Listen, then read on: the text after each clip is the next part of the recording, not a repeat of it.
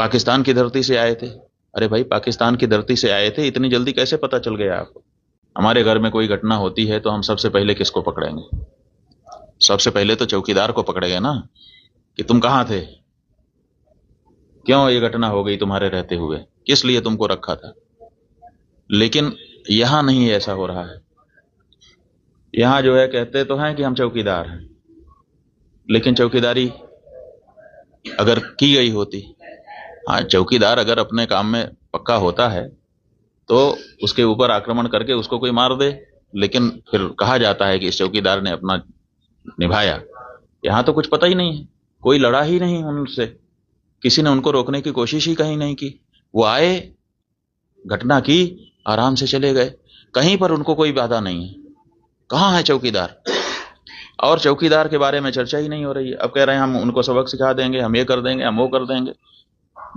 पाकिस्तान की धरती से आए थे। अरे भाई, पाकिस्तान की धरती से आए थे, इतनी जल्दी कैसे पता चल गया आपको? और अगर इतनी जल्दी आपको पता चल जाता है तो घटना के पहले क्यों नहीं पता चल गया?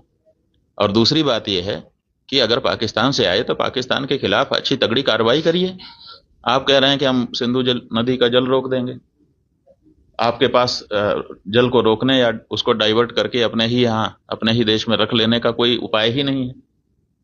हमने विशेषज्ञों से पूछा कि अगर हम सिंधु नदी का जल पाकिस्तान में जाने से रोकना चाहते हैं तो हमारे पास क्या व्यवस्था है। उन्होंने कहा हमारे पास कोई व्यवस्था नहीं है। अगर हम आज से शुरू करें कि ऐसी व्यवस्था हम बना लें तो पैसा कितना लगेगा वो तो अभी पूछिए ही मत। अगर पैसा पर्याप्त दे दिया जाए, पैसे के कारण एक दिन भी काम ना रुके, तब भी 20 साल लगेगा, तब हम सिंधु नदी का जल रोक पाएंगे।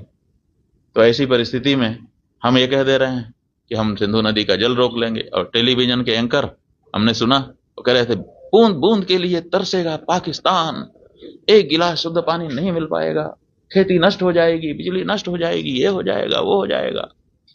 गजब बता रहे थे, ऐसा लग रहा था कि जैसे प्यास तो लग ही गई पाकिस्तान को। और इधर विशेषज्ञ बता रहे हैं कि हमारे पास पानी को रोक लेने का कोई उपाय ही नहीं है।